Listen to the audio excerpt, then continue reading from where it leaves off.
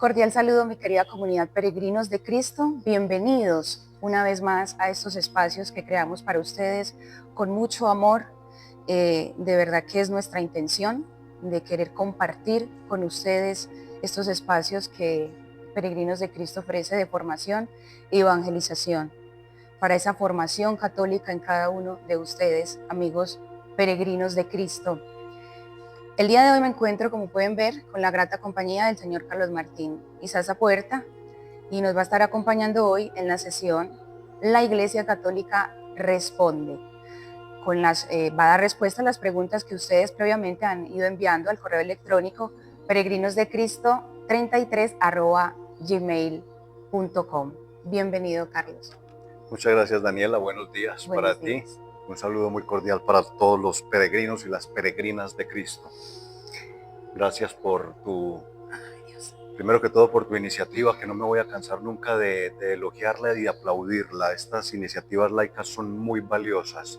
La presencia de los laicos en la iglesia es fundamental, sobre todo en este momento histórico que está viviendo la iglesia. Sí. De manera que gracias por tu iniciativa y gracias por tu invitación. No, gracias a ti por sacar el tiempo, porque sé que te mantienes copado. Entonces, y lo voy a copar más porque más adelante tendremos un adelantico de una nueva sesión que se va a dar posterior en nuestro programa.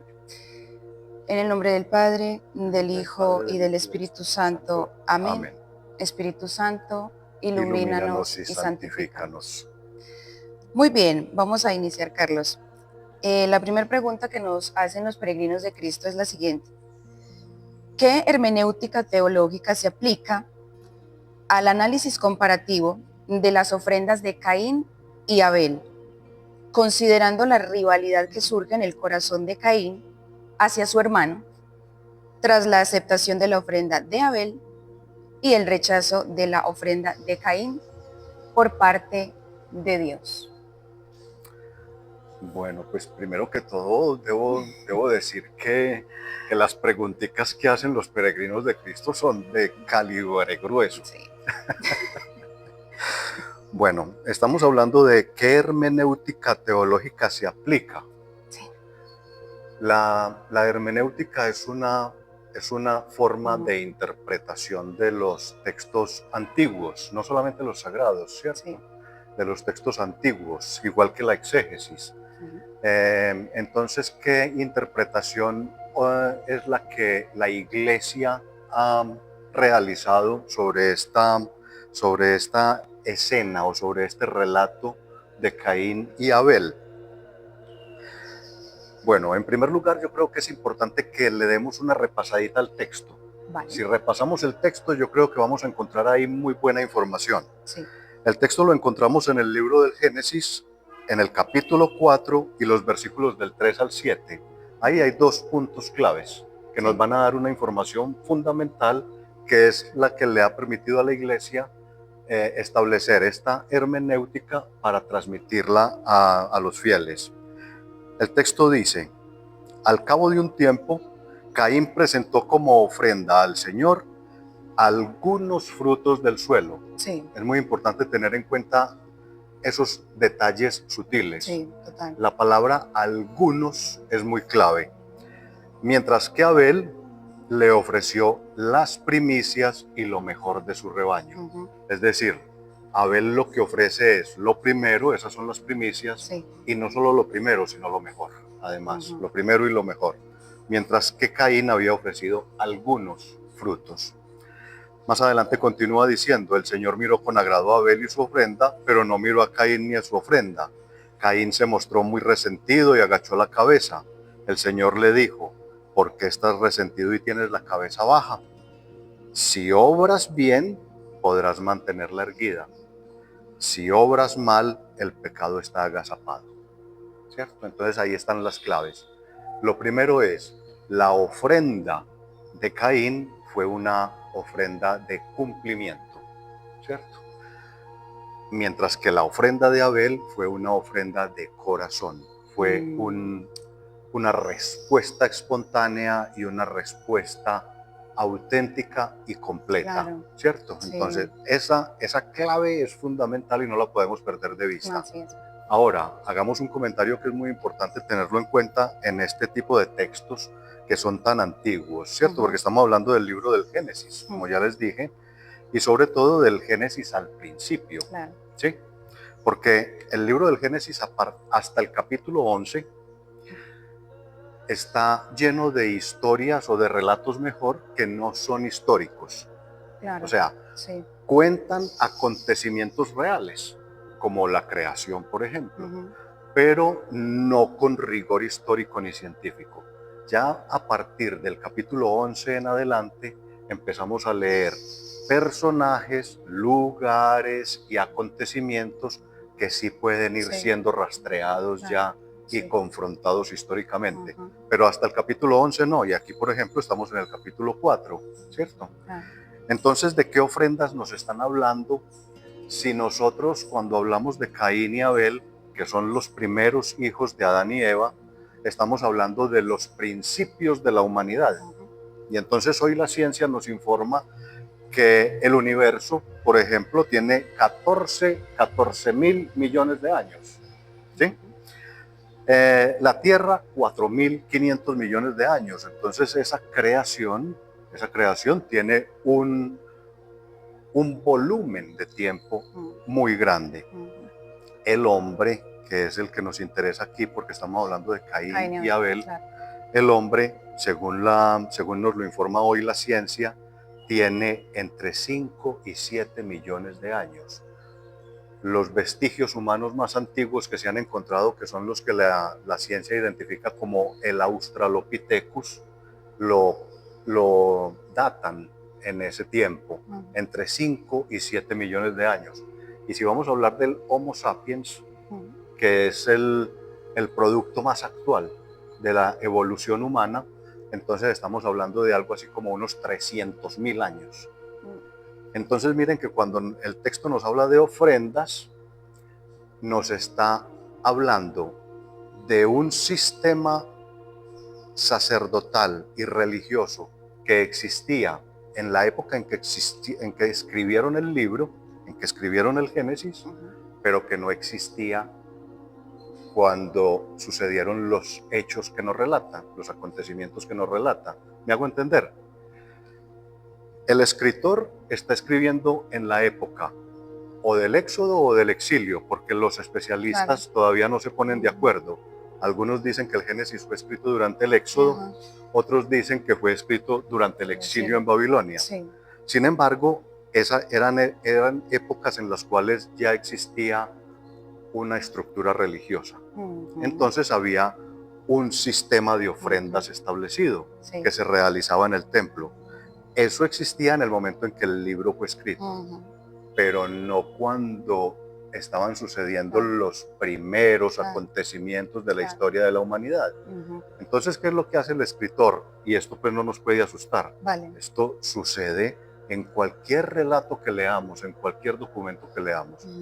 El escritor desde su propia experiencia transmite una experiencia, perdón por la redundancia, una experiencia personal con las riquezas que él tiene en su momento histórico, ¿cierto?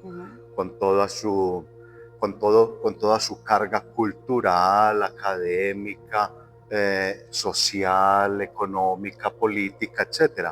Entonces eso es lo que sucede aquí. El escritor escribe, esto sucedió el éxodo, supongamos que haya sido en la época del exilio, hace unos 2600 años, año 550 antes de Cristo. Entonces el escritor está transmitiendo lo que él vive en ese momento. Entonces ese sistema de ofrendas al que se refiere, no lo entendamos como ese sistema que se practicaba en el templo de Jerusalén, donde iban con unos corderitos o con unas palomas, unas tórtolas, unos becerros, bueyes, etcétera, a sacrificarlos para que con su sangre ellos fueran purificados y ofrecer ese sacrificio o ese aroma agradable a Dios. No era ese en la época de los hombres primitivos, naturalmente. ¿A qué ofrenda debemos nosotros remitirnos aquí? A ese comportamiento cotidiano del ser humano. ¿Cuál era el Ok. comportamiento cotidiano de Caín y cuál era el comportamiento cotidiano de Abel, que tampoco son personajes históricos?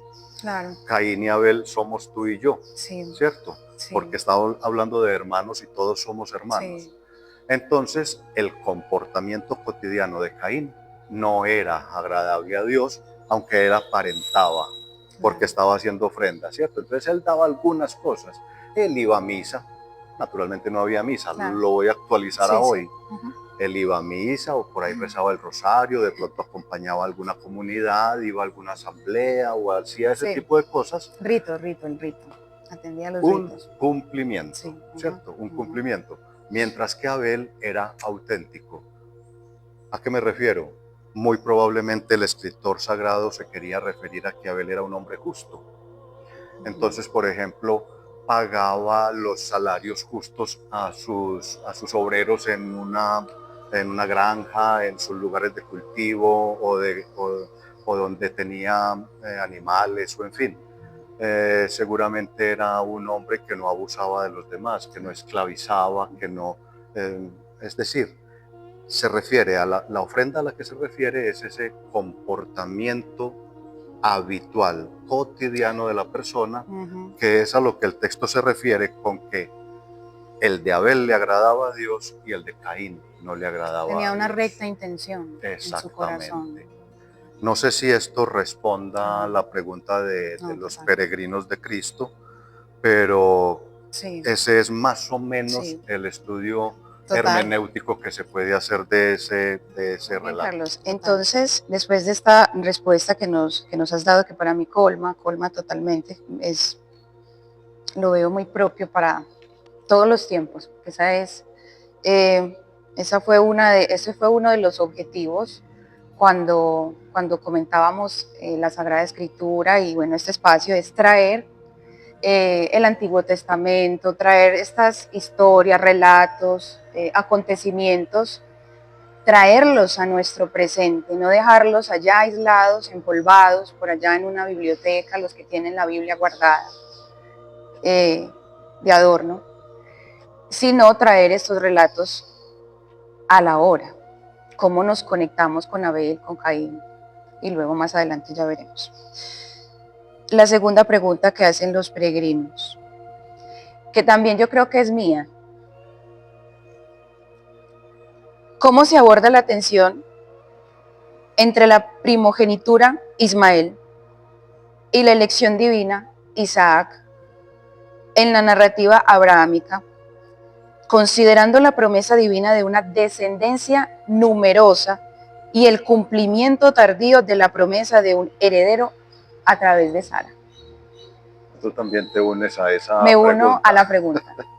Estaré muy, bueno, igual estoy atenta a todas, pero esta sí que me interesa porque hace poco retomé también como mis estudios ahí brevemente en los espacios y me veía la película de Abraham, la historia de Abraham, y veía yo este suceso entre ellos y pensaba, sería un acelere de Sara y sería una desconfianza de Sara. ¿Qué pasó?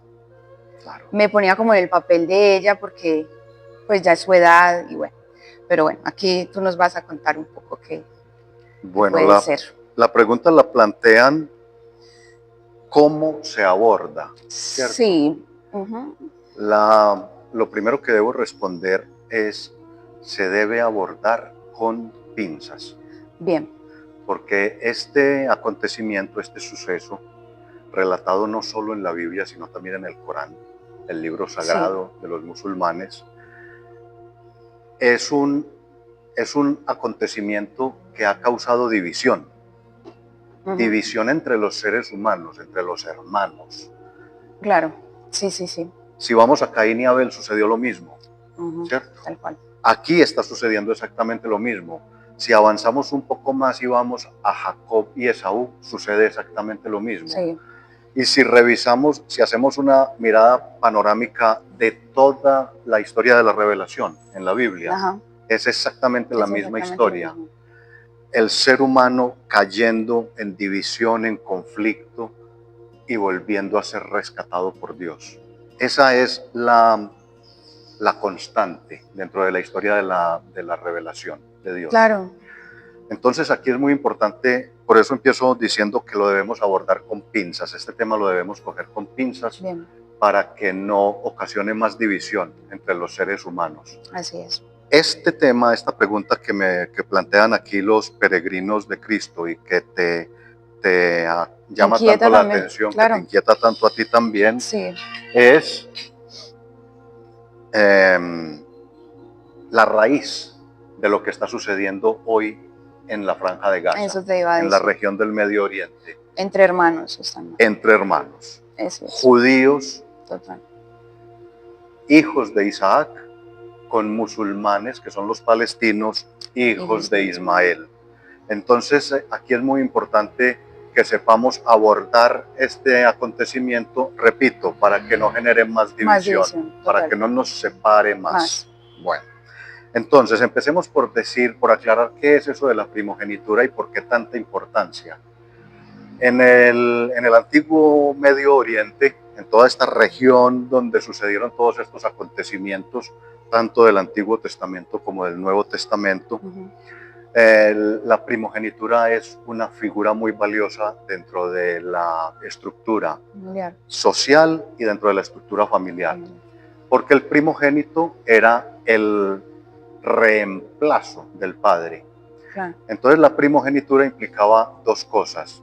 Primero, reemplazar al padre, que significa autoridad, y segundo, recibía una mayor cantidad de herencia, porque como era el reemplazo del papá, entonces tenía que encargarse de los gastos del sostenimiento de la casa. Entonces por eso el primogénito recibía el doble de la herencia que el otro.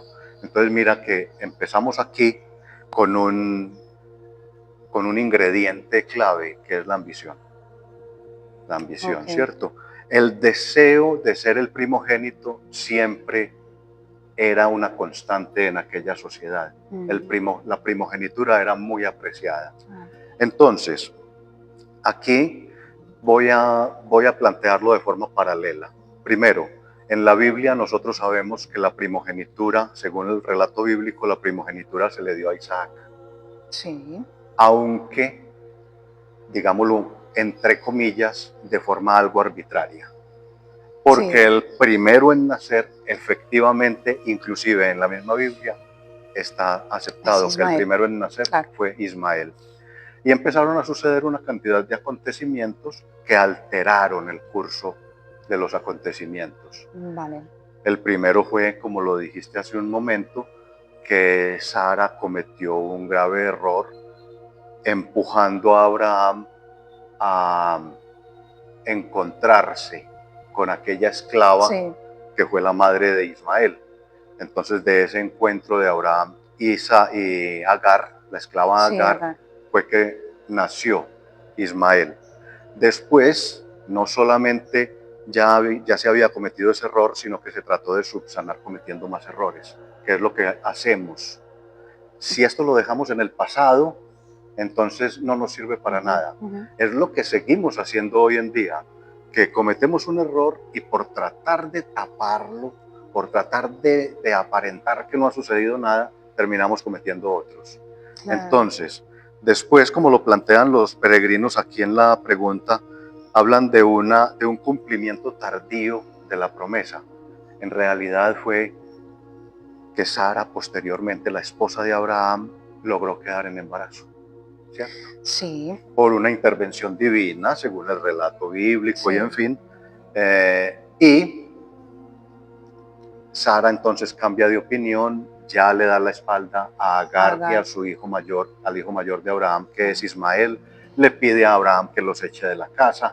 Abraham los echa de la casa para evitar problemas. Entonces mira que empieza a formarse una cantidad de problemas adicionales. Por tratar de solucionar uno, la embarramos más. Y por tratar de arreglar un poquito la embarrada, vamos y la embarramos más. Y hoy, 2000, esto fue más o menos año 2000 antes de Cristo, y estamos en el 2025 después de Cristo, estamos hablando de más de 4000 años. Más de 4000 años después estamos en el mismo problema, y miren lo que está sucediendo en este momento entre ismaelitas y judíos. O sea, entre los hijos de Isaac y los hijos de Sí, es Ismael. una guerra entre hermanos, totalmente. Sí. Entonces la pregunta concreta es, ¿cómo se aborda la tensión entre la primogenitura de Ismael y la elección de Isaac? Pues lo mejor es no tomar partido. Vale, sí.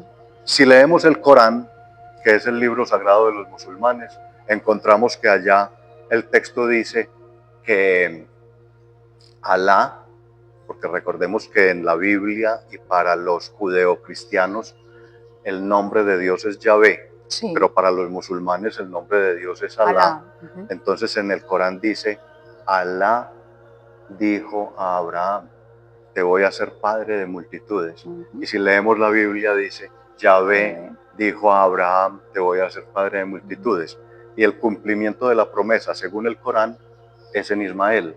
De hecho, el hijo que fue a ser sacrificado por Abraham, cuando Dios, en la Biblia, Yahvé le pide a Abraham que le sacrifique a su hijo, en la Biblia hablan de Isaac, pero en el Corán, cuando Alá le pide a Abraham que sacrifique a su hijo, se refieren a Ismael. En el Corán es Ismael el salvado, a último momento Dios frena la mano, es una forma muy bonita de representarlo, ¿cierto? No lo imaginemos como un hecho histórico, no nos imaginemos a un padre levantando un puñal contra su hijo, sino que es una figura de retórica para transmitirnos un mensaje, no para decirnos que Abraham quería realmente clavar un puñal en el corazón de su hijo. Entonces, finalmente detiene la mano de Abraham, Alá, en el Corán. En la Biblia, Yahvé detiene la mano de Abraham también. Pero en el Corán fue para que no matara a Ismael, en la Biblia fue para que no matara a Isaac. Wow. Entonces no entiendo nos dividamos más. La delicadeza del asunto. Debemos ser muy sutiles en ese trato, sobre todo porque estamos muy sometidos al manejo mediático que nos dan a través de televisión, redes sociales y todo tipo de medios sobre ese conflicto que hay en el Medio Oriente en la actualidad. Y si nosotros desde nuestra espiritualidad estamos metiéndole más leña al fuego y permitiendo que la espiritualidad nos divida, si la Biblia o el Corán han de servir para que nos dividamos, no, pues realmente guardémoslos, no sirven. Tanto la Biblia como el Corán deben servir, tienen que servir para acercarnos, para unirnos. Los musulmanes que continúen con su fe, nosotros los cristianos con la nuestra, los judíos con la suya, pero los tres vamos a ser hermanos. Eso es al final clave. Seremos un solo rebaño. Exacto. No sé si eso da... Sí, total. Yo tenía esa inquietud porque cuando comencé a ver también la serie de la Biblia, bueno, me empecé como a meter, decía, pues, o sea, este factor, pues porque me vi la serie y veía cómo Dios tiene un plan bueno, desde el principio es bueno, pero siempre está ese factor humano que se mete ahí, que estropea, digámoslo así, ese plan. Y así sucesivamente con cada uno. Abraham, por allá el rey Saúl, el rey David, el rey Salomón, Sansón, en fin. Hay ese factor humano que siempre está como, entonces a Dios como que le toca volver a recalcular el plan y volver a enviar, en fin, me parece muy lindo. Entonces... Así es, Daniela, y mira, este otro detalle para que lo tengamos siempre muy en cuenta.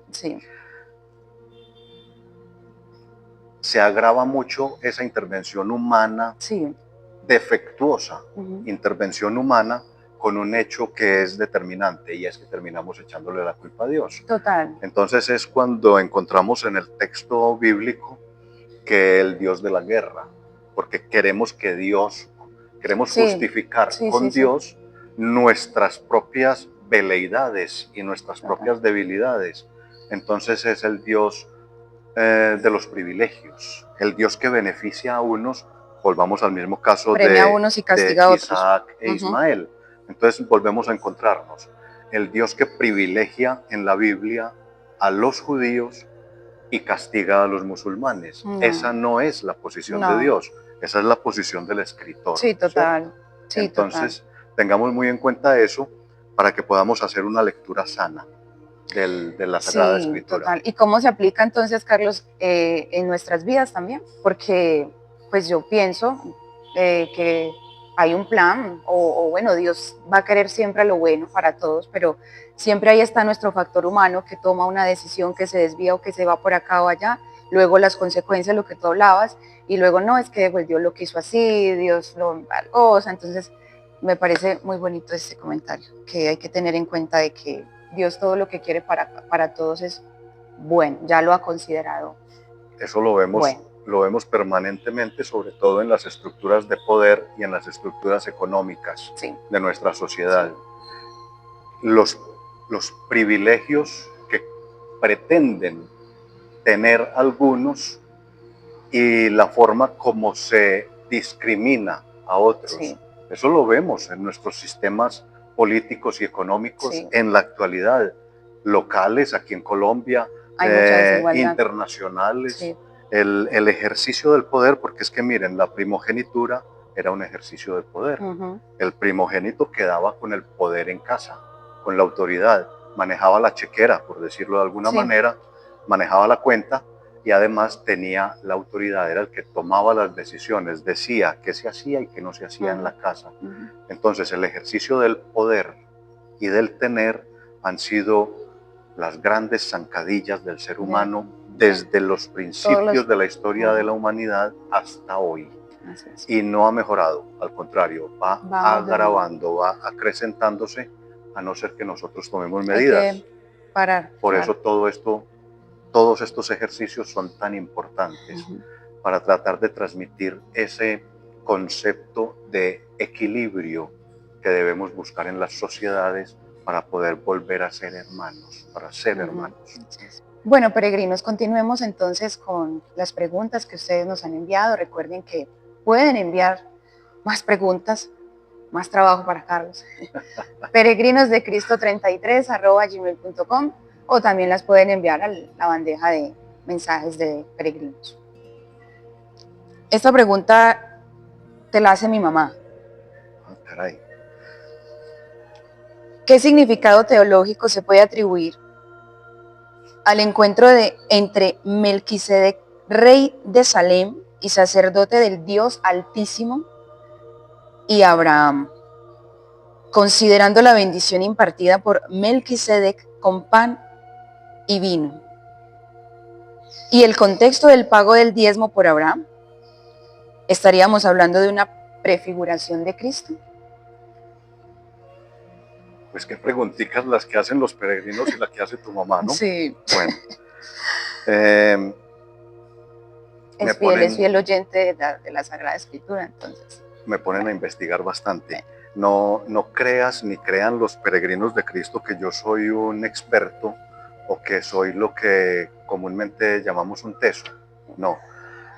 Para poder venir a compartir con ustedes cualquier pequeño o cualquier modesto aporte que pueda hacer, tengo primero que ir a consultar las fuentes de la iglesia, tengo que ir a beber de la fuente principal, la palabra de Dios, el magisterio de la iglesia, de manera que no crean que esto es emana de ti, pues yace de mí, no. Claro. ¿Qué significado teológico? Bueno, empecemos diciendo que Melquisedec es uno de esos personajes rarísimos que encontramos en la Biblia, ¿cierto? Más o menos, no sé si tú y los peregrinos recuerdan aquella escena en el Monte de los Olivos cuando fueron a capturar a Jesús, que había por allá un joven escondido, husmeando, que al final lo pillaron y lo fueron a coger y alguien se quedó con su capa y él huyó desnudo. Sí, claro. Bueno, esos personajes casi que inidentificables, que prácticamente es muy difícil rastrearlos y saber realmente quiénes fueron. Pero bueno, vamos a ver si podemos responderle la pregunta a tu mamá.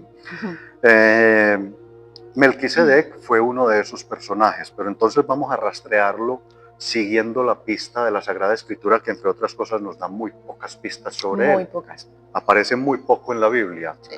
Los principales textos en los que aparece es en el Génesis, capítulo 14, del 18 al 20, y en Hebreos aparece tanto en el capítulo 5, 6 y 7, pero el que más riqueza tiene es el 7, del 1 al 28, por si los peregrinos de Cristo y tu mamá lo quieren repasar. Créeme que sí. Bueno, entonces vamos a empezar a ver lo siguiente. Lo primero que encontramos en el texto del Génesis, que es donde se menciona inicialmente, es que nos habla de un sacerdote del Dios Altísimo. Sí. Está en el versículo 18, sacerdote del Dios Altísimo. En ese mismo versículo dice que además es rey de Salem. Y resulta que la palabra Salem significa paz. Viene de Shalom. Rey de paz. Es la misma raíz de la palabra Shalom, que es como se saludan en el Medio Oriente. Sí. Volvemos al mismo conflicto de otros episodios. En la región hebrea es Shalom. Shalom. En la región islámica es Salam. Salam. Wow. Pero es la misma raíz. Y es esta misma raíz de Salem. Y es como decir que hola o... No, es decir paz. Paz.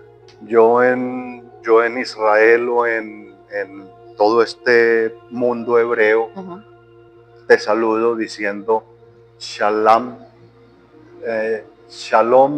Aleichem. Y tú me responderías diciendo Aleichem Shalom. ¿Y qué Yo te digo, la paz sea contigo, tú me respondes contigo sea la paz. Okay. Entonces es un saludo en el que nos ofrecemos mutuamente la paz. Qué bonito. Y además digamos que la paz no es el significado que nosotros cotidianamente conocemos, porque nosotros hablamos de procesos de paz y entendemos la paz como un armisticio, como un cese al fuego, como un abajo las armas. Sí. Abajo las hostilidades. No, la palabra paz significa la suma de todos los bienes. Cuando un musulmán te dice salam o cuando un hebreo te dice shalom, lo que te están ofreciendo, lo que te están deseando es que tengas salud, bienestar, vestido, comida, educación, comodidad, tranquilidad, armonía, todo eso, la suma de todos los bienes. La palabra paz significa eso.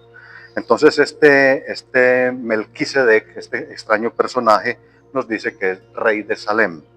Además nos dice que ofreció pan y vino, ¿cierto? Eso para nosotros en el mundo cristiano de hoy tiene un significado muy especial porque nosotros de inmediato lo relacionamos con el cuerpo y la sangre de Cristo, con aquel acontecimiento de la última cena que acabamos de conmemorar. Sin embargo, el pan y el vino han tenido un significado clásico, histórico. El pan ha representado el sustento. Y en este caso, por ejemplo, era un momento en el cual Abraham venía de librar una guerra. Miren que volvemos al mismo punto, la división entre los hombres. Entonces esta fue una guerra, para no entrar en detalles que sería muy largo de explicar, era un momento, vuelvo a decir, año 2000 aproximadamente antes de Cristo. No es exacto, pero es una cifra global que más o menos nos ubica en el tiempo. Unos 2000 años antes de Cristo. El imperio dominante era el imperio egipcio. Egipto dominaba el mundo, sobre todo aquel mundo conocido, toda aquella región de tanta riqueza y de tanta productividad. Y acostumbraban ir dominando poco a poco. Entonces existían no tantos reyes como con un reinado clásico como el que conocemos, unos territorios grandes en los cuales ellos dominaban y regían, sino que eran pequeñas ciudades-estado.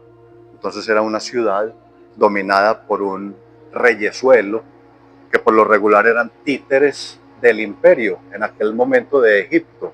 Entonces había un reyesuelo poderoso que unió a varias de estas ciudades para apoderarse de ellas, pero con propósitos imperiales, colonialistas, para sumarlos a aquel gran imperio egipcio que crecía y crecía y crecía. Lo podemos trasladar a hoy. Yo creo que no hay necesidad de mencionar nombres, porque todos los peregrinos de Cristo saben lo que está sucediendo hoy en día con ese avanzar, dominando territorios que vemos hoy en el mundo, ¿cierto? Lo mismo sucedía allá, 2000 años antes de Cristo, hace más de 4000 años hoy. Entonces, en una de esas, tomaron la ciudad donde vivía Lot, que era el sobrino de Abraham. Abraham siempre intercedió por ese sobrino, que además era loco, tomaba decisiones equivocadas. No creamos que Lot era un manantial de santidad. Al contrario, Lot era todo un paquete de errores. Le sacó muchas canas Sí, pero Abraham siempre intercedió por él, lo amaba y ante Dios intercedía por él, y ese es uno de los mensajes que quiere transmitirnos el texto, el escritor.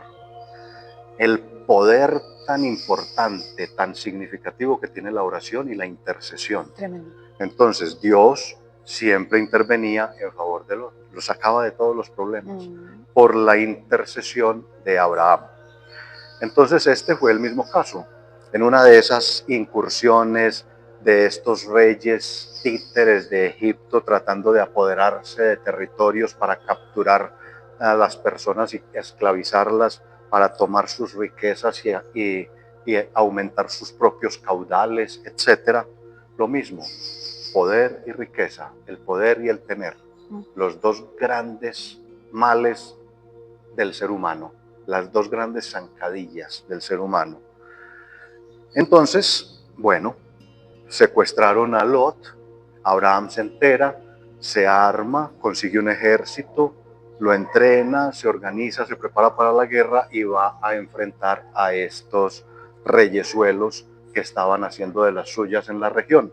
Y obtiene el triunfo, entonces recupera todos los tesoros, recupera las tierras, rescata a su sobrino y rescata a los esclavos, a todas las personas que habían esclavizado, y entonces va pasando por este lugar que el texto identifica como Salem, ¿cierto? Sí. Y es ahí donde aparece este rey y sacerdote, además, ¿cierto? Que era una figura muy extraña. Siempre los reyes tenían era una figura que tenía unas responsabilidades, que tenía que ocupaba su lugar, ¿cierto? Únicamente gubernamental, militar y político. Y estaba por otro lado los sacerdotes, que eran los que tenían la autoridad espiritual. Pero nunca se daba el caso, o era muy extraño que se diera el caso del sacerdote y rey, pues aquí se conjugan. Y que tampoco, Carlos, me disculpas, que se habla como de que no tenía principio, o no se le conocía un origen o un principio, o bueno, algo así también creo. Eso ya nos lo menciona Pablo en la carta de los Hebreos, ¿cierto? Ese es otro de los detalles. Pero íbamos en el pan y el vino, sí, que para la época lo que significaban era, vuelvo a ubicarme en el tiempo, 2000 años antes de Cristo. O sea, el pan y el vino aún no tenían la representación del cuerpo y la sangre de Cristo. Todavía no había sucedido esto. Aquello era una ofrenda que se hacía de provisión y sustento. En este caso era como, siéntate y repara las fuerzas, repon las fuerzas que has perdido por el duro combate. Era ese el sentido, reponer fuerzas. Y el vino, sí lo sabemos, alegría, la felicidad. Eso lo seguimos sintiendo hoy cuando nos tomamos un par de vinos, nos sentimos un poco más contentos, ¿o no? Bueno, entonces ese era el significado. Este rey sacerdote invita a Abraham a que reponga sus fuerzas. Era una forma de agradecerle con un gesto que era muy simbólico y muy representativo de toda aquella cultura, de aquella sociedad. Ofrecer pan y vino era un gesto grandioso, fino, elegante, de aceptación y de comunión con el invitado, porque además no se invitaba a sentarse a la mesa a nadie. Era muy exclusivo el invitar a la mesa, a compartir la mesa con alguien. Continuemos, eso lo encontramos en el versículo 18. En el versículo 19, estoy hablando de Génesis 14, encontramos que Melquisedec bendijo a Abraham. Esto es muy importante, ¿cierto? Porque la bendición, primero que todo, no era santiguar. Son dos cosas muy distintas y que nosotros las tenemos muy confundidas. Nosotros creemos que santiguar es lo mismo que bendecir. No. La palabra bendición lo que significa es ven bien, dición es de decir, hablar bien, decir bien, lo contrario a maldición. Claro. Es hablar mal, decir mal. Maldecir es decir mal de algo. ¿Qué bendigo? Pues hablo bien de las cosas que son bonitas, agradables, que están de acuerdo al plan de Dios. ¿Qué maldigo? O sea, ¿de qué hablo mal? De las cosas contrarias, de las cosas oscuras, de las cosas opacas, ocultas, de las que van en contra del plan de Dios. Eso es bendecir y eso es maldecir.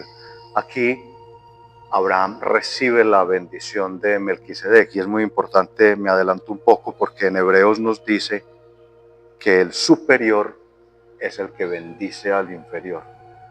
No sucede al contrario, ¿cierto? Entonces ya aquí nos está dando otra clave importante, y es que Melquisedec era más que Abraham.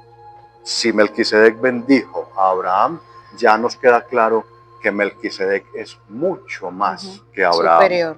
Entonces miren, era sacerdote, era rey, rey de paz, además era rey de justicia, eso nos lo dice también el libro de los Hebreos. Recibió el diezmo de todo eso que recuperó Abraham, de todo lo que habían robado, habían saqueado los invasores. Abraham lo recupera y de todo eso le da a Melquisedec el 10%, que era el diezmo. Eso sí ha sido una tradición histórica en todas estas culturas mesopotámicas. Estas son culturas todas mesopotámicas, las que se desarrollaron alrededor de toda esta región de entre el río Tigris, el Éufrates y toda esta franja occidental, la costa occidental del Mediterráneo. Entonces, Abraham le da el diezmo, reconociendo en Melquisedec la figura, la representación o la presencia mejor de la divinidad. Cuando digo de la divinidad estoy hablando de lo que es correcto. De lo que es vertical, de lo que es sano. Sí. Bueno. Además dice otro detalle, ya voy a pasar a Hebreos, al libro de los Hebreos. Dice además que es sacerdote para siempre. Sacerdote para siempre. Nuestros sacerdotes, por ejemplo, los que conocemos en nuestras parroquias, son sacerdotes hasta que mueren, ¿cierto? Estos son sacerdotes para siempre. Eternos. Melquisedec era sacerdote para siempre. Y lo que tú dijiste ahora, sin principio ni fin, ¿lo mencionaste? Sí. Tal vez sí. Sin principio ni fin, o sea, Melquisedec no se sabía ni quiénes eran sus padres, porque en el Antiguo Testamento encontramos permanentemente genealogías, que fulano es el padre de fulano y engendró a fulano y ese fulano vivió tantos años y después tuvo a tal hijo y a tal hija y a tal otro y a tal otro, y los van identificando y hay unas listas larguísimas de genealogías, maluquísimas de leer por los nombres tan complicados de estas personas, etcétera. Pero resulta que Melquisedec no se sabía ni de dónde venía y nunca se supo qué fin tuvo. Nunca tuvo ni principio ni final. Y otro detalle, bueno, y el detalle de la genealogía, que no se sabía quiénes eran sus padres, ni su padre, ni su madre, ni nada. De manera que todos estos detalles, 1, 2, 3, 4, 5, 6, 7, 8, 9, 10 detalles muy específicos que nos hablan de lo que tu mamá dice al final de su pregunta. ¿Estaríamos hablando de una prefiguración de Cristo? Sí, definitivamente sí estamos hablando de una prefiguración de Cristo y así lo enseña la Iglesia. Yo, de forma personal, individual, voy a ir más lejos, voy a ir más allá y voy a tener un atrevimiento. Esto es un atrevimiento, pero por eso aclaro que ya es un punto de vista mío personal. Sí. Más que una prefiguración, yo estoy convencido en mi corazón de que fue una presencia de Cristo preencarnado. No fue una prefiguración, sino una presencia real de Cristo, participando, involucrándose en el plan de Dios, en los problemas del ser humano, que fue lo que vino a hacer además también cuando se encarnó, venir a intervenir en nuestras embarradas, en las embarradas del ser humano que obstaculizamos el plan de Dios. Allá intervino, allá lo hizo, pero repito, esa es una apreciación personal, mía, claro. una presencia preencarnada de Jesús interviniendo en la historia del hombre para favorecer el plan de Dios, para enderezar el plan de Dios. Sí, sí, sí. Por eso bendijo a Abraham, porque Abraham había actuado con justicia, evitando la invasión, los excesos de poder y los excesos de ambición y codicia de algunos cuantos que, repito, hoy los estamos viendo. Sí. Y nosotros no estamos haciendo nada. O sea, nosotros no nos parecemos ni 5, ni a Abraham y mucho menos a Melquisedec. ¿Cierto? Claro, sí. Entonces, que estas enseñanzas que nos transmite la palabra de Dios, la Sagrada Escritura, la revelación de Dios, nos hagan efecto. Nos hagan efecto, porque es que la estamos simplemente leyendo, pero ni nos engorda, ni nos adelgaza, ni nos mueve a nada. No causa efecto en nosotros, no nos estimula para nada la palabra de Dios. Simplemente la vamos acumulando como riqueza académica. Exacto, sí. Pero no la ejercemos, no la practicamos. Y si esto lo dejamos como una historia vieja, que le pasó a gente que ya se murió, entonces no nos sirve para nada. Total. No nos sirve para nada. Bien. Yo creo que eso contesta la pregunta de tu mamá. No sé si quede alguna inquietud de tu parte. No, para nada. Hablamos del diezmo, que era una de las inquietudes de la pregunta, que planteaba la pregunta, la bendición, el pan y el vino, etcétera. Muy bien. Y espero que para los peregrinos de Cristo también les haya servido un poco de iluminación. Peregrinos de Cristo, les recuerdo que estamos en la sesión La Iglesia Católica Responde, sesión en la cual nos va a acompañar el Carlos Martín mensualmente, dando respuesta a las preguntas que ustedes nos envían. Él se encarga respecto a la Sagrada Escritura, el Antiguo Testamento en este caso. Prontamente tendremos la intervención bueno, no voy a anunciar todavía hasta concretar algunos detalles, pero posiblemente va a haber un gran sacerdote con nosotros, quien se hará cargo de la sesión, de esta sesión en esta parte en cuanto a la Iglesia Católica, toda la parte teológica, el catecismo, la doctrina, así es. Entonces, yo también me muero de las ganas de decir quién es, pero tampoco voy a decirlo. Sí, estamos concretando algunos detalles, Dios quiera que sí. Bueno, Carlos, continuemos. Es que hoy fueron más, es que abusamos de Carlos. En la ocasión anterior fueron 3 o fueron 4. Algo así. No algo así, ya está, ya van 6. Dios mío, es que Daniela, van subiendo. La pregunta dice, me gustaría comprender mejor la segunda venida de Jesucristo. ¿Cómo la describen los teólogos, exégetas y bíblicos? ¿Y cómo te la imaginas tú personalmente? Esta pregunta también me la formularon pidiendo tu opinión personal. Es decir, si de pronto tenemos historia, narrativas, datos, información teológico y también tu criterio personal. Entonces, muy bien. Listo. La segunda venida de Cristo, un tema muy inquietante a la Iglesia desde el principio del cristianismo. Ha sido muy inquietante. Ya enseguida les voy a dar el detalle de por qué, ¿cierto? Sin embargo, empecemos por decir que esta segunda venida de Cristo se conoce teológicamente con el nombre de parusía. Ese es su nombre teológico. Segunda venida de Cristo, esa anunciada segunda venida de Cristo. ¿Qué tal si empezamos como los oyentes preguntan primero cómo la describen teólogos, exégetas y bíblicos? Entonces yo creo que lo mejor es que rastreemos algunos textos, porque de estos sí hay muchos más, ¿cierto? Hay muchos más textos que hablan de la segunda venida de Cristo, pero rastreamos siquiera unos 2 o 3 textos que son claves en la Biblia, y entonces ahí encontraremos algunas respuestas de los teólogos y de los exégetas y de los bíblicos. Y además también buscamos en el Catecismo Católico de la Iglesia Católica qué nos dice para que sepamos el magisterio de la Iglesia, con qué ojos, desde qué óptica mira esta segunda venida de Cristo. Entonces empiezo con el abrebocas de ahorita. ¿Por qué ha sido tan inquietante este tema para la Iglesia Católica? Pues imagínense, queridos peregrinos y Daniela, que esta misma inquietud la tuvo Pablo y la tuvo toda la primera comunidad cristiana. Y no se lograban responder esta pregunta, no lograban saber qué era lo que significaba. Tanto que en la comunidad de Tesalónica, que fue evangelizada por Pablo y a la cual Pablo le prestó muy especial atención y le escribió en diferentes ocasiones, ellos mismos le planteaban siempre, se planteaban esa inquietud, porque ellos veían, había una promesa de Jesús de regresar, de volver.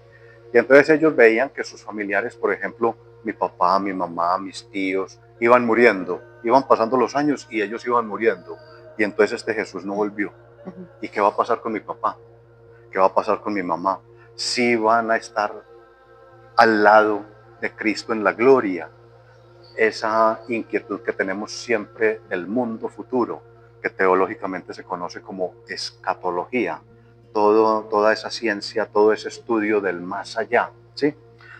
Entonces, todas esas inquietudes que le planteaban a Pablo, y Pablo tampoco sabía muy bien cómo responderlas. Entonces, miren, no nos sintamos muy mal cuando no entendemos algunos conceptos teológicos, porque inclusive ellos mismos, que estuvieron tan cerca de Cristo, Pablo no, porque Pablo pues no lo conoció personalmente, pero Pablo lo conoció después en su experiencia de evangelización, en su experiencia de apostolado.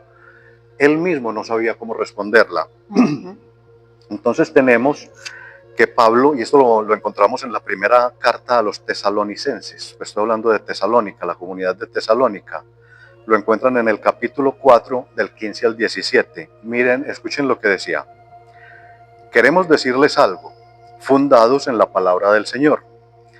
Los que vivamos, los que quedemos cuando venga el Señor, no precederemos a los que ya han muerto.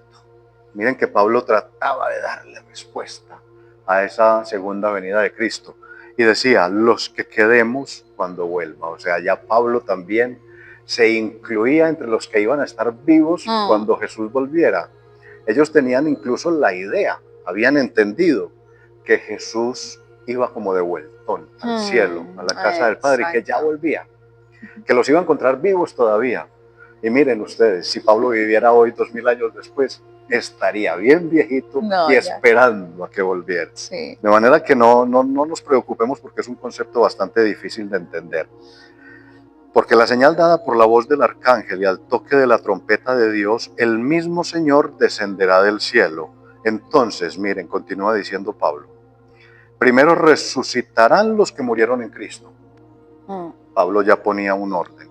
Después nosotros los que aún vivamos. Miren que eso, la segunda venida de Cristo, ellos en aquel momento la tenían como algo inminente, algo que iba a suceder en ese momento histórico. Los que quedemos seremos llevados con ellos a los cielos, sobre las nubes, al encuentro de Cristo, y así permaneceremos con el Señor para siempre. Entonces miren, repito, es un concepto que ha sido muy difícil de entender. Lo era para ellos, que eran los pesos, los padres, los fundadores de la iglesia, mucho más para nosotros, claro. Sobre todo porque el tiempo va creando una distancia que dificulta más la comprensión también. Sí. Entonces ya ahí yo creo que vamos encontrando algunas respuestas. Sin embargo, vámonos a un texto que me parece clave para entender esto de la parusía.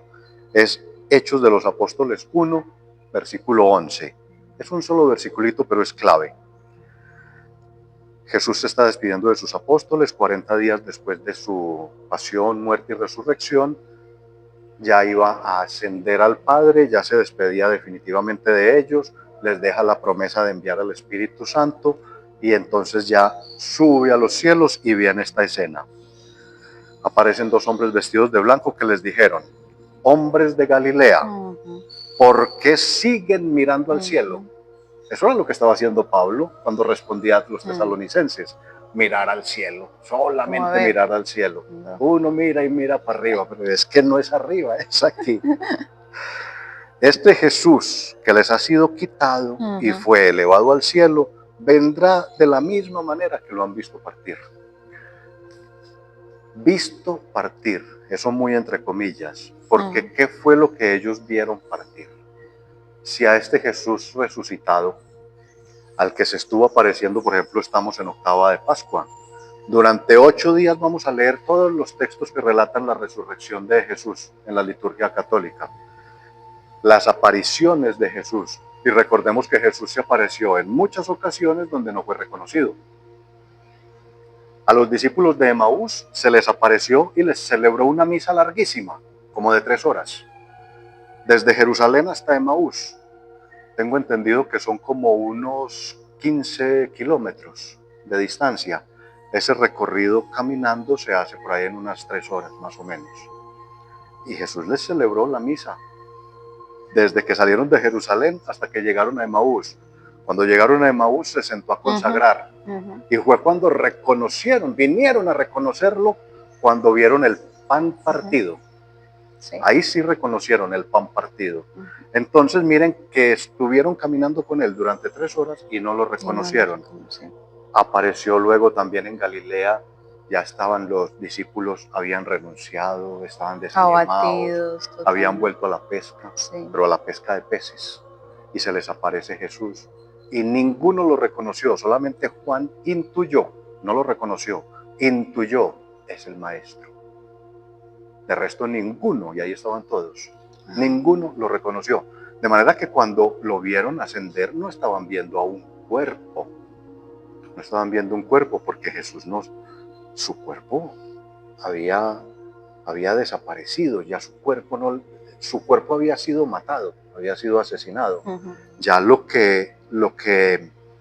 la presencia resucitada de Jesús no era una presencia en su cuerpo, era una presencia espiritual. Entonces eso mismo les están diciendo estos dos hombres de blanco, Galileos, ustedes que están haciendo ahí mirando para arriba de van a desababiar, ¿cierto?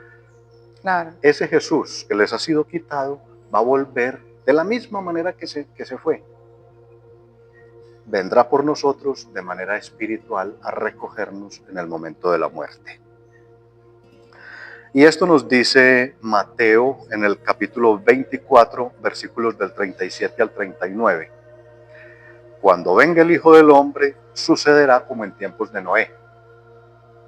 En los días que precedieron al diluvio, la gente comía, bebía y se casaba, hasta que Noé entró en el arca.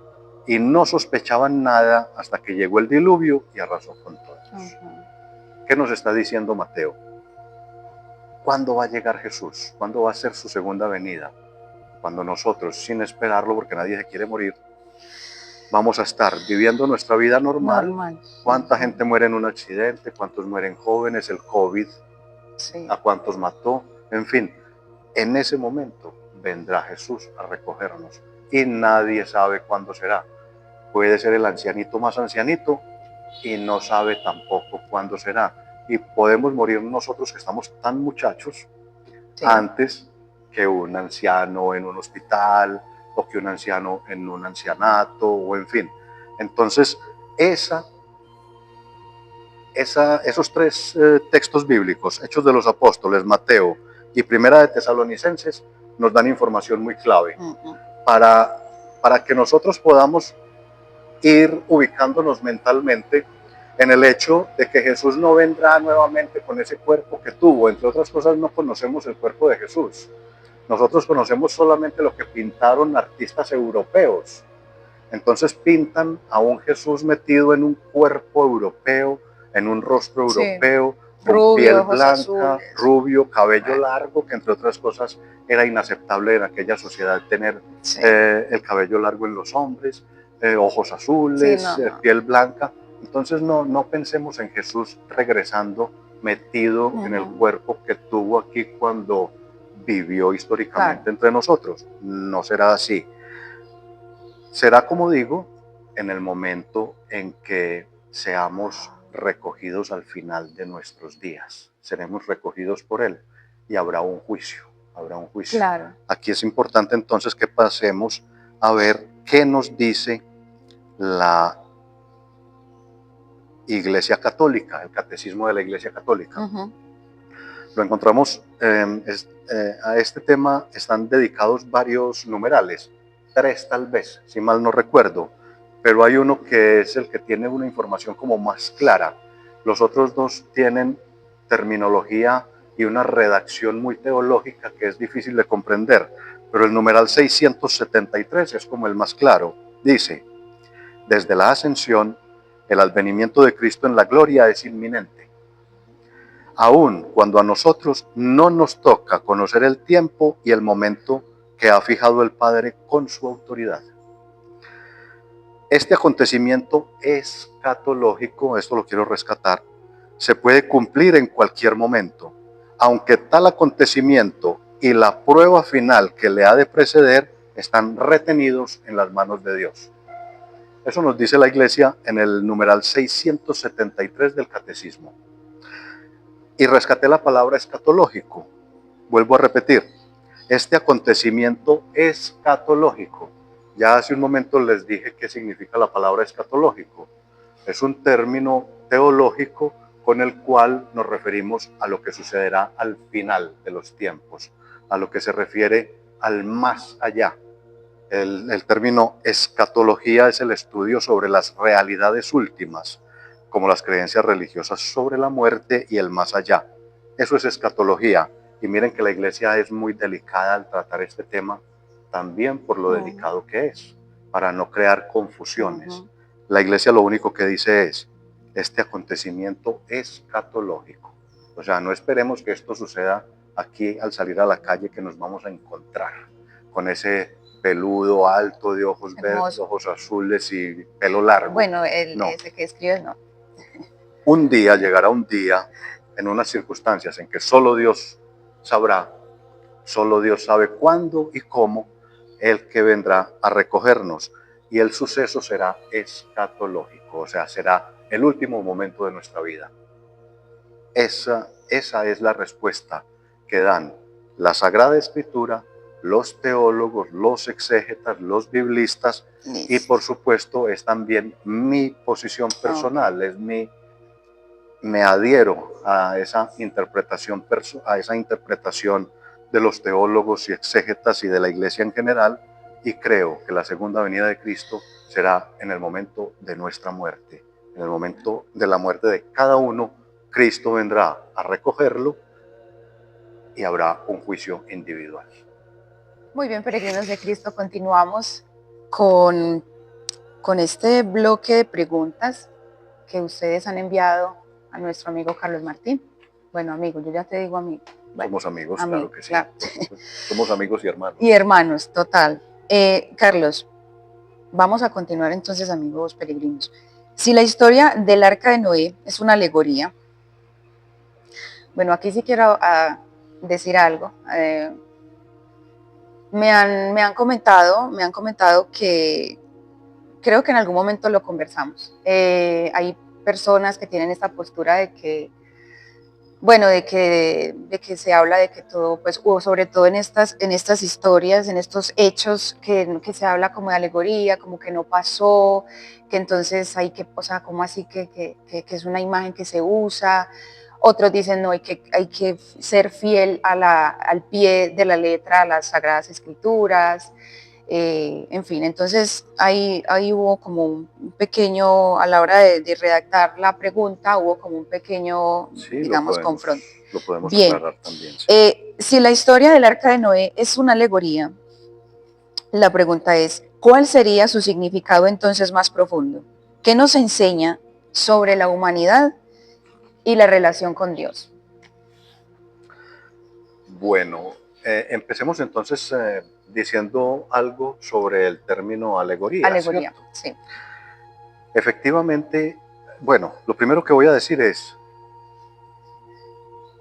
hay muchas tendencias interpretativas de la Sagrada Escritura que tienden a ser literalistas, Ujú. o sea, a hacer una comprensión del texto literal como está escrito.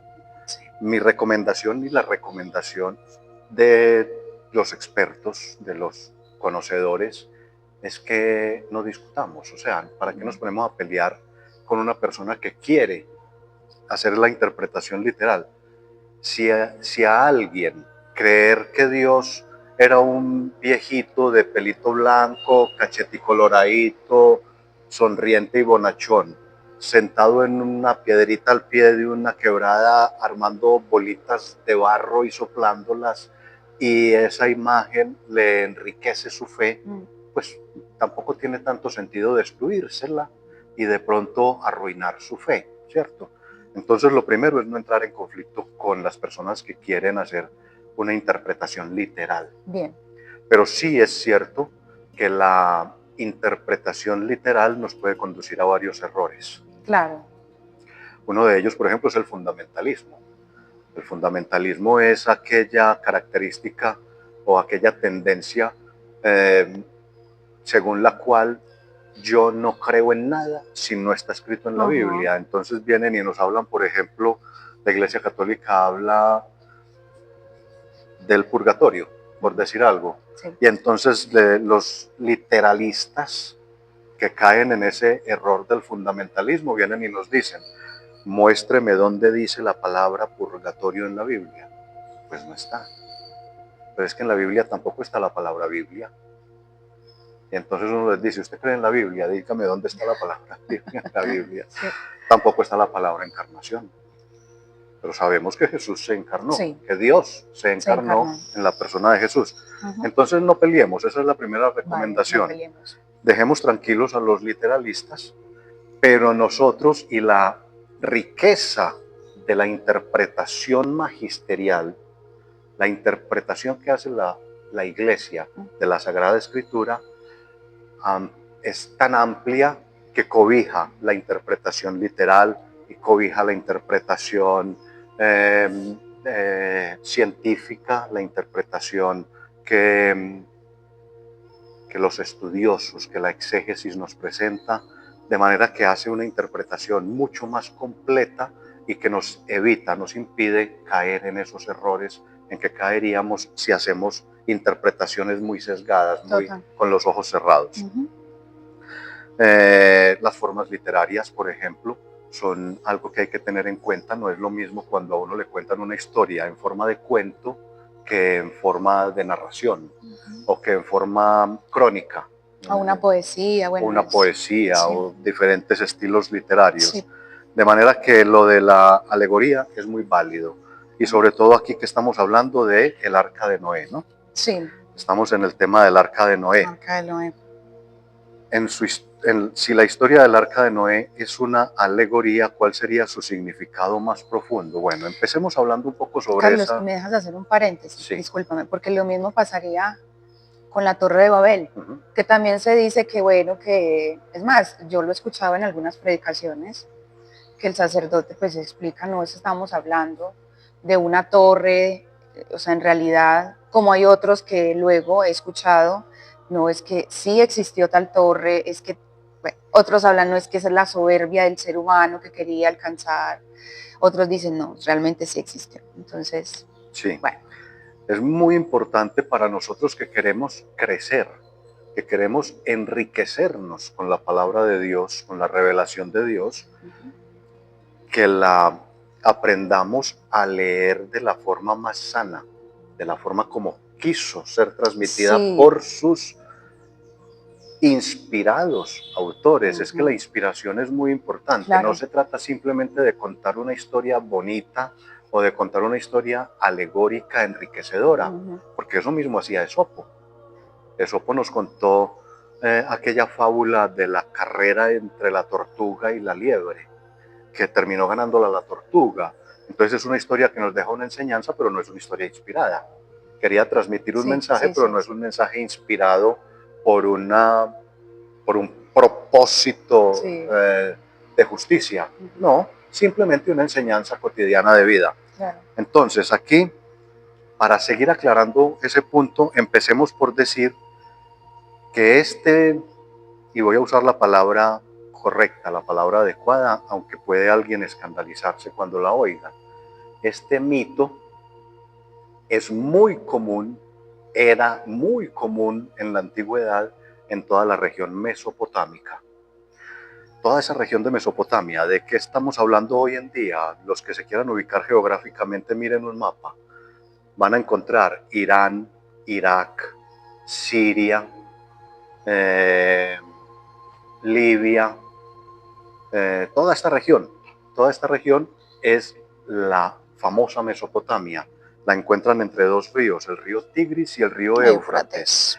Y todo eso se extendió hacia el occidente, viniendo hacia acá, hacia nosotros, hacia el occidente hasta llegar a la costa del Mediterráneo, que es donde están Jordania, estaban Fenicia, que es la que hoy se llama, bueno, lo olvido en este momento el nombre actual de Fenicia. Estaba Palestina, que era un país muy grande, Palestina, y un poco más hacia el sur está Egipto.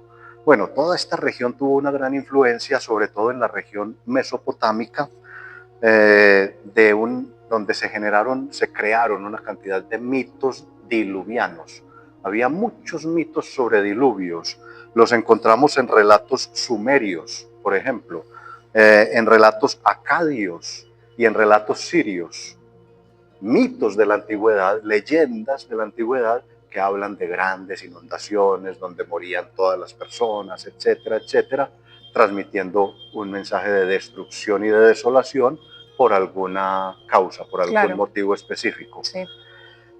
Todos estos relatos tan antiguos fueron tomados por la cultura hebrea, por los hebreos, y adaptados a su cultura, adaptados a su pensamiento, adaptados a su criterio, a su espiritualidad.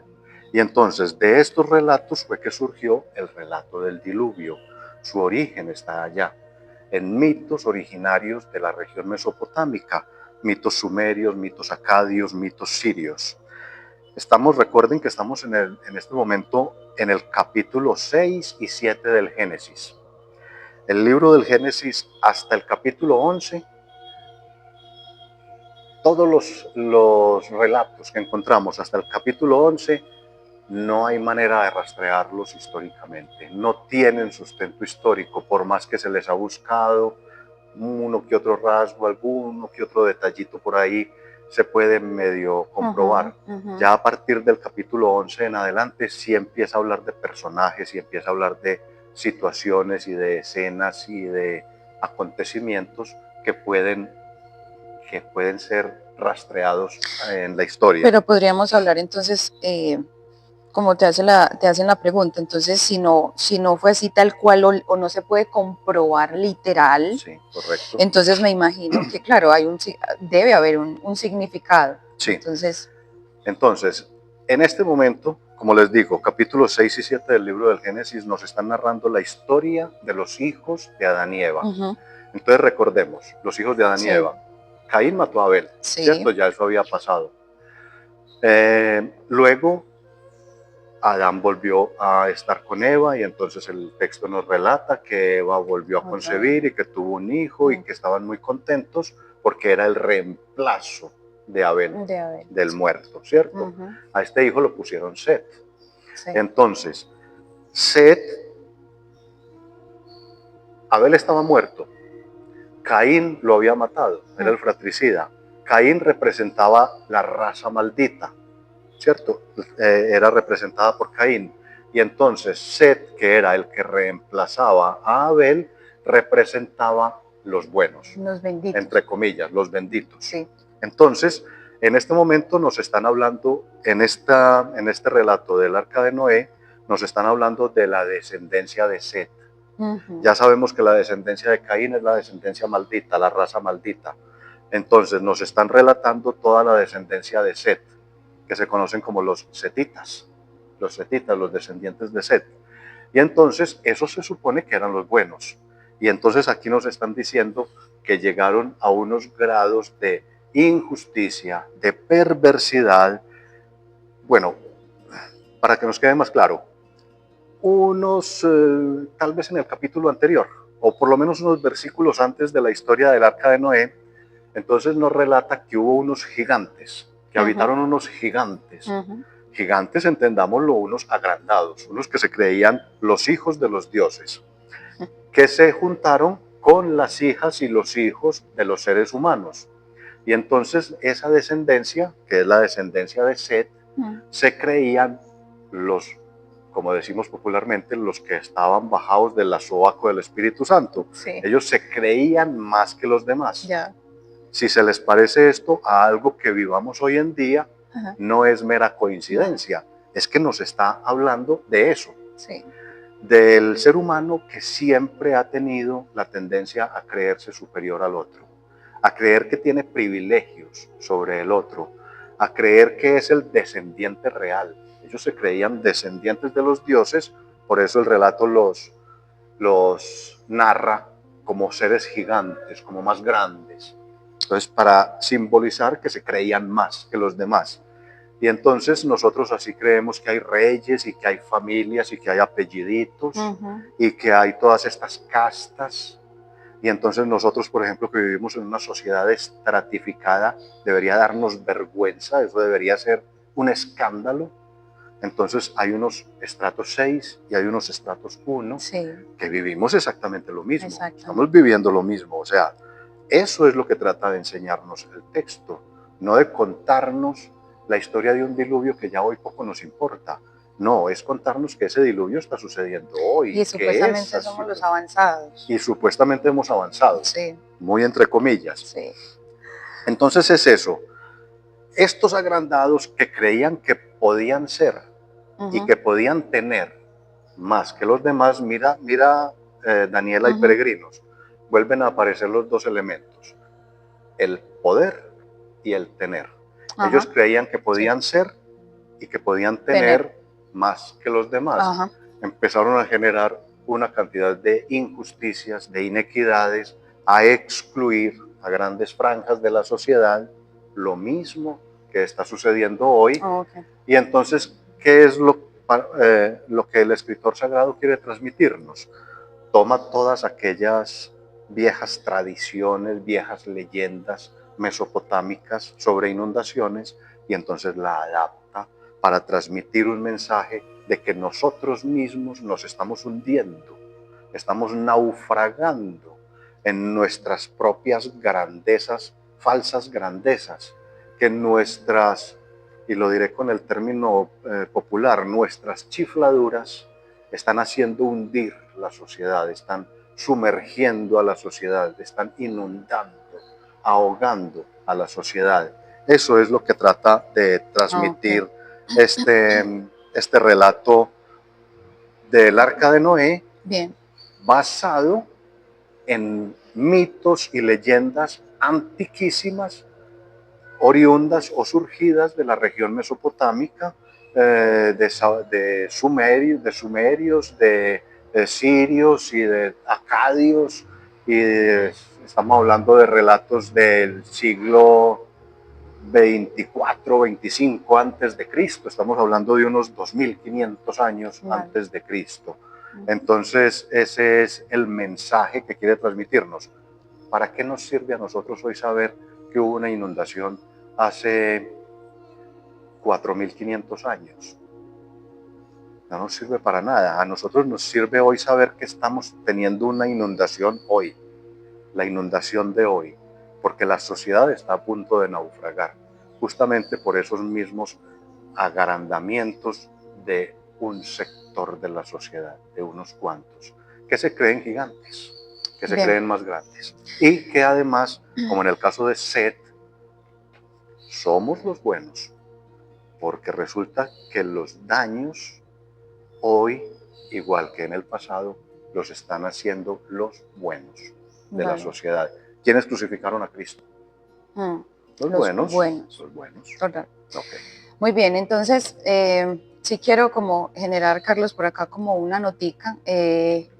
Como bien lo dijiste ahora, la idea no es más discusión, más Sí. división. Si usted, amigo peregrino, considera que realmente sí existió esta barca, esta torre, nadie, aquí no estamos diciendo que es mentira, aquí no estamos discutiendo, al final, eh, mira lo que tú nos decías ahora, no estás aquí porque emana en ti la sabiduría, estás aquí porque te has formado, porque estudias, eres un inquieto como te has descrito. Entonces, asimismo, ustedes peregrinos también, también se les invita a que en ustedes nazca esa inquietud de investigar, de formarse, de instruirse.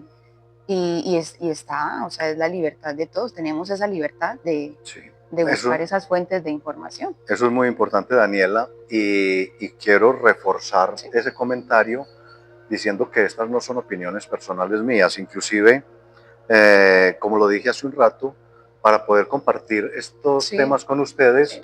yo voy a la fuente de la iglesia y de la palabra de Dios, voy tanto a la Biblia como al magisterio de la iglesia. Y si mal no recuerdo, la fuente que consulté para informarme más sobre el origen de estos relatos diluvianos Sí. es la Biblia del Peregrino del padre Luis Alonso Shekel. Si alguien la tiene, puede buscar estos textos en los versículos, perdón, en los capítulos 6 y 7 del Génesis y en los comentarios bíblicos. Espero no equivocarme en la fuente. Los tomé de ahí, porque, repito, y esto es muy importante la aclaración que le haces a los peregrinos, aquí no vengo a dar, no venimos a dar opiniones personales. Y cuando damos una opinión personal, yo creo que lo decimos, Sí, ¿cierto? Yo personalmente pienso esto, pero en este caso, el lo origen has tomado. de Claro. los relatos, perdón, la fuente de donde surgieron estas tradiciones, creo, si no estoy mal, que la tomé de la Biblia del Peregrino, por si alguno quiere Total. consultarla. Entonces, sí, lo quería aclarar para evitar luego, ¿cierto? Sí, porque no, Discrepancias y aquí no queremos crear conflictos, sí, aquí no. queremos es Peregrinos está acercarnos. para Sí, unirnos. Vale. Muy bien, peregrinos de Cristo, hemos llegado al final de esta sesión. La Iglesia Católica responde. Gracias, Carlos, por el tiempo. De verdad que muy, muy, muy agradecida contigo por, pues primero, haberte tomado, como bien lo decías ahora. Debo formarme, debo investigar, debo sacar un tiempo determinado para poder darle respuesta a los peregrinos a estas preguntas. No, aquí nos está improvisando. Carlos realmente se toma el tiempo y te agradezco, de verdad. Muchas gracias. para mí, Daniela, es un honor, es un honor. No tienes nada que agradecer porque no es un servicio que te presto a ti, Bueno, es un ahí está. servicio que le prestamos al Al jefe. Señor. Para mí Claro. es un honor ser un servidor, Sí. ser una herramienta, un Ujú. instrumento del Señor. Entonces es un gusto, es un honor servirle a Él, es un gusto estar contigo y es un placer compartir con los peregrinos.